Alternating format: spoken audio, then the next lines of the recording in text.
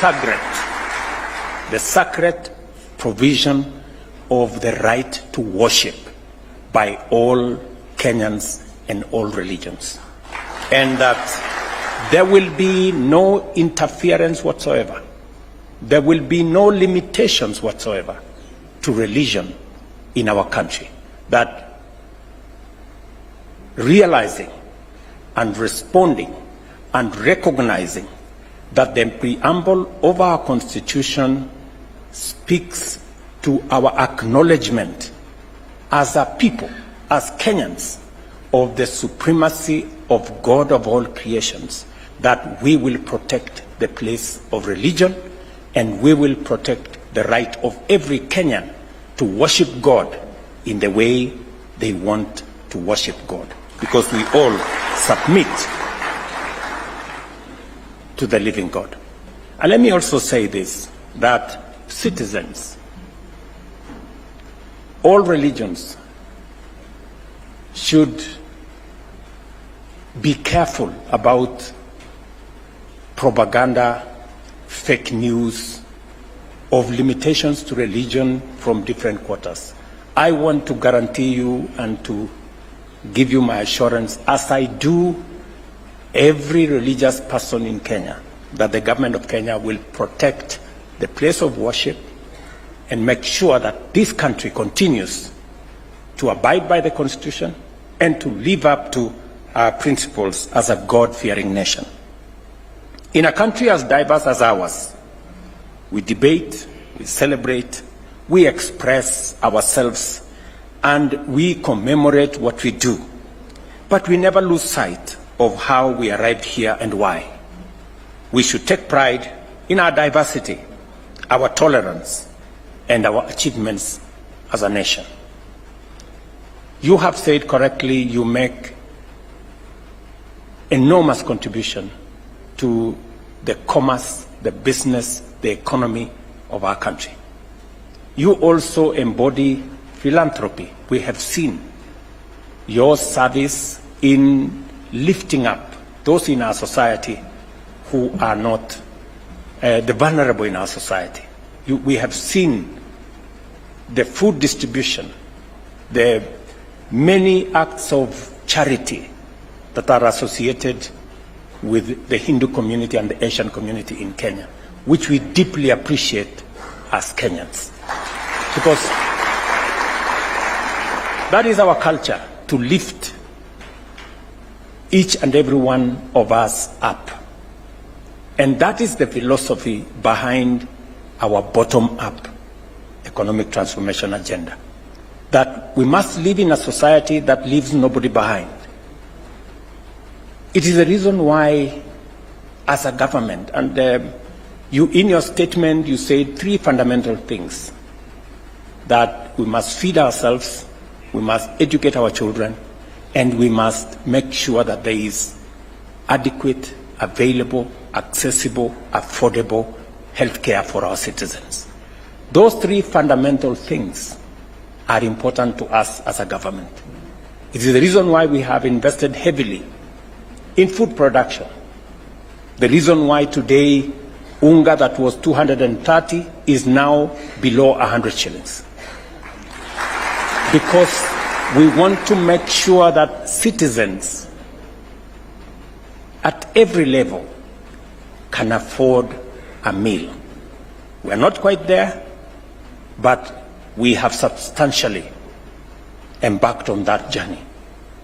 And it is my commitment that progressively we will invest in food production in Kenya, including in irrigation. Our aim is to expand land under irrigation by 500,000 acres by 2027 and another 500,000 acres by 2032 to make sure that we have 1,700,000 acres under irrigation so that we can feed our nation. I was particularly, challenged by your father, Ashu, of Mombasa Cement. When I was elected, he came to see me. He asked to see me, and I invited him, and we had a chat here. And he told me, Mr. President, I want to help you in Galana. I want to grow food. I see I feed many people, and he does in Mombasa. I feed many people, and I want to participate in food production. So I told him, Ashu, you're most welcome to this space. Please go ahead and participate in food production. You cannot believe what that great Kenyan did. He left my office, went to Galana, and invested, I think, between 3 and 5 billion shillings. He has built 11 dams. He has done an amazing job. So when I got to hear what he had done, and he had no papers, nobody had given him a piece of paper or a lease. He just went there and said, the president has allowed me to do food production. And he went ahead to do it. So when it was brought to my attention and the enormous job that he had done, I saw a person with passion to change the lives of ordinary people. That he was not even patient to wait for paperwork to be done. He was in a hurry to produce food for the most needy people because he is in that space. I see what he does.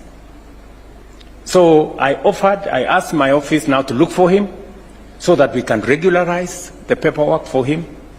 And I even got him some people to help him to do the irrigation because, you know, he's a cement person. So food production is not his forte. So we are now organizing, and I'm looking forward to working with the family, organizing so that we can get you people who can help you with irrigation so that the great investment put in place in Galana by this great Kenyan benefits the food production capacities of our nation. That was phenomenal. That speaks to, I mean, truly patriotic citizens of our country. Let me also say that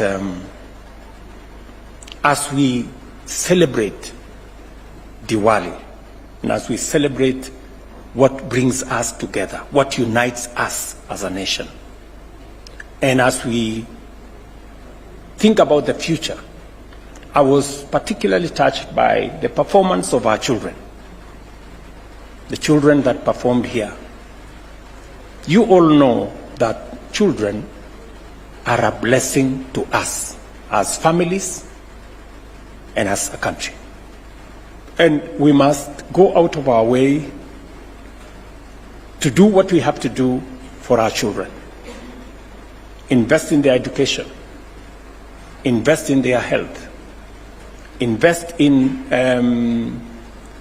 their progress. And it is the reason why we are deploying a lot of resources to make sure that our education system is fit for purpose. In the last 2 years, we've hired 56,000 teachers, the highest in Kenya's history. We're going to hire another 20,000 teachers in January because we want to make sure that no child in Kenya is left behind as we educate our children. It is the reason why we developed a new funding model, because our children are that important. A student-centered funding model to help fund our children in our TVETs and in our universities, and to make sure that children from vulnerable families get equitable treatment and actually are treated better and are given more facilities, because we want to make sure that we equalize the fortunes of the people of Kenya.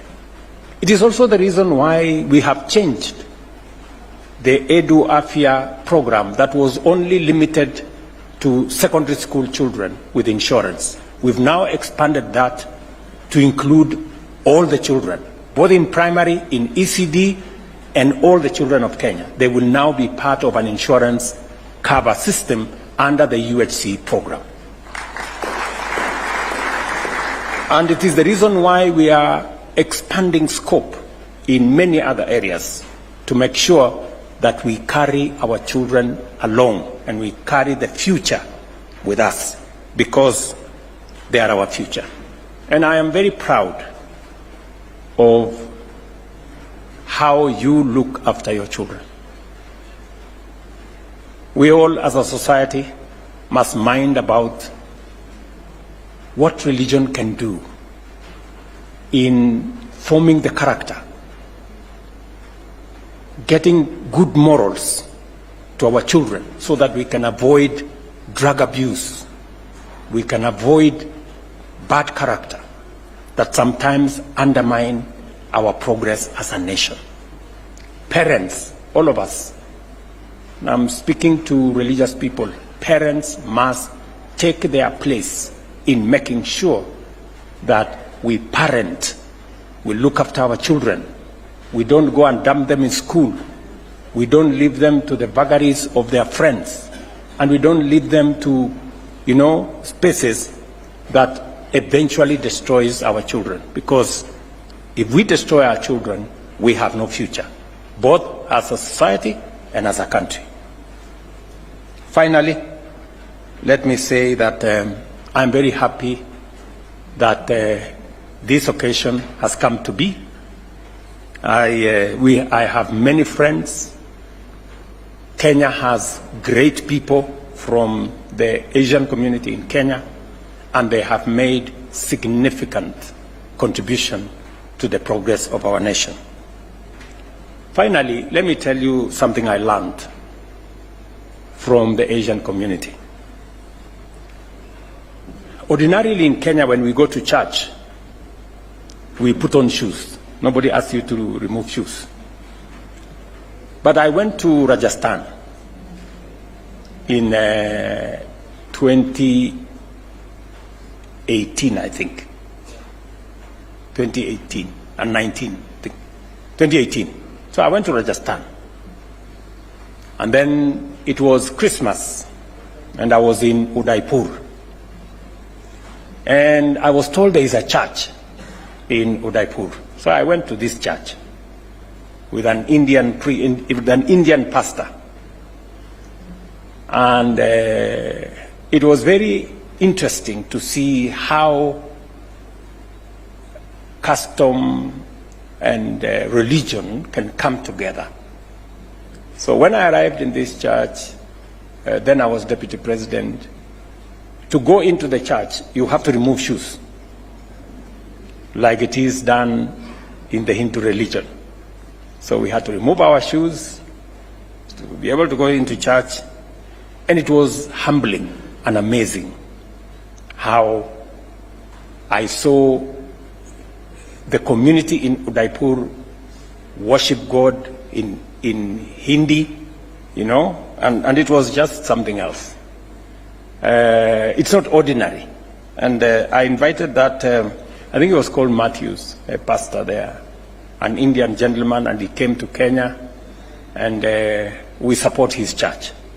That's how diversity, diversity of religion, diversity of customs, diversity of what we all believe in. So to all of you, you must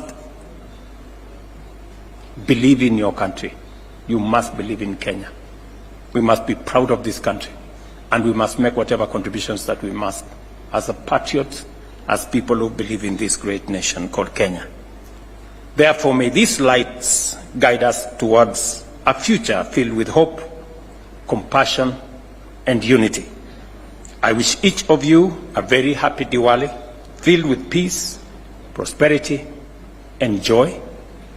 And to all those celebrating this joyous occasion, and I have heard from Bimal your request on the issue of having Diwali as a national holiday.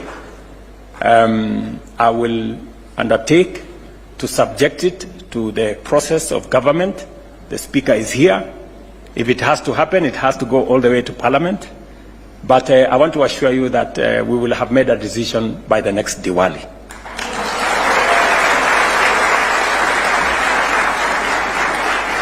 To all those celebrating this joyous occasion, I extend my very warm Diwali wishes to you and to your families and to all your loved ones and to the people of Kenya. Asanteni sana and God bless you.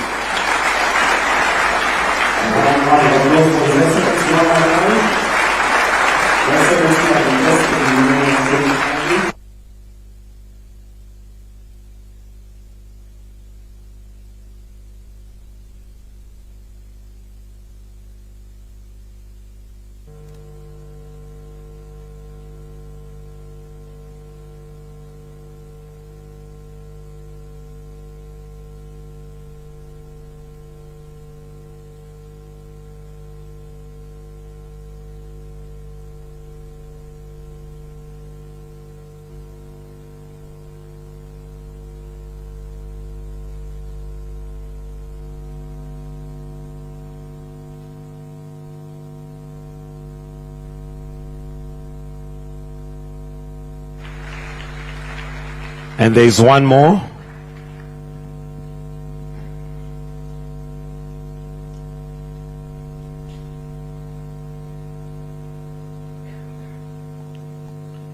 And as we do that, may I ask the trustees that we just come here, please, because we'll take a photo after this. So the trustees, if we can all just come closer.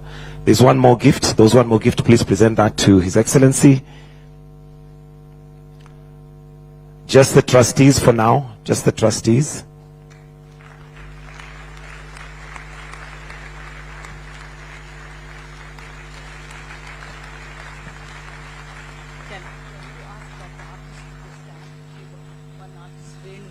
Renu, the artist, where are you? If you may stand. Renu, who drew that picture. Oh, there, she's right there. All right, Your Excellency, I'll request that we now take a picture. So the trustees, kindly, if we can. Let's take the picture, please. And as we do that, may I request that we have the management committee and the branch chairs to come forward, because that's the next photo. Please, let's all come to this side of the stage. The management committee and branch chairs only, who are going to represent the rest of us, to kindly come to this side, because the next picture is going to have you in it. If we can all just come this way. Is that taken?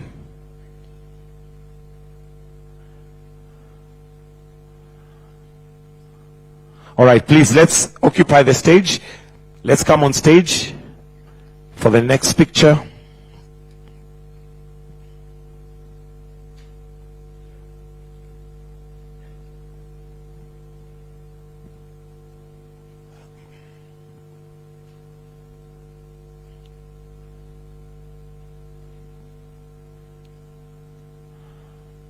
Okay.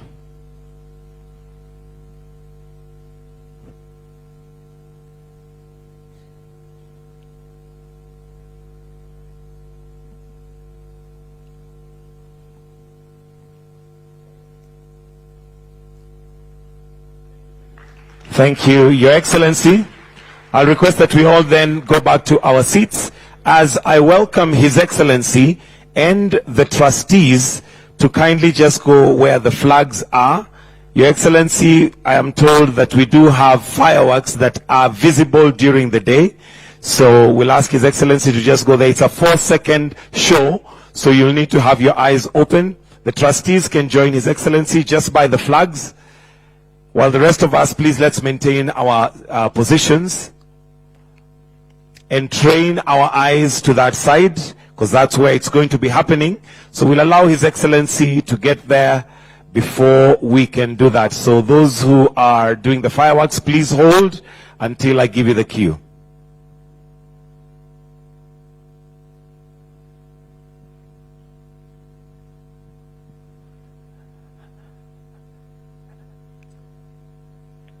And those who are giving us the fireworks, let's all trail our eyes that way. In 3, 2, 2, 1.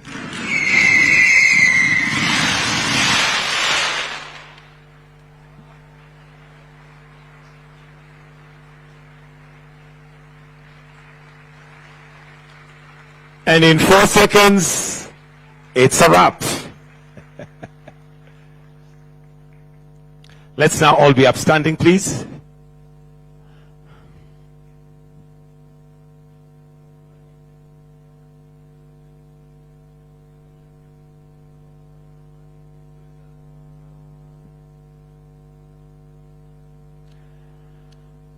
Thank you, Your Excellency.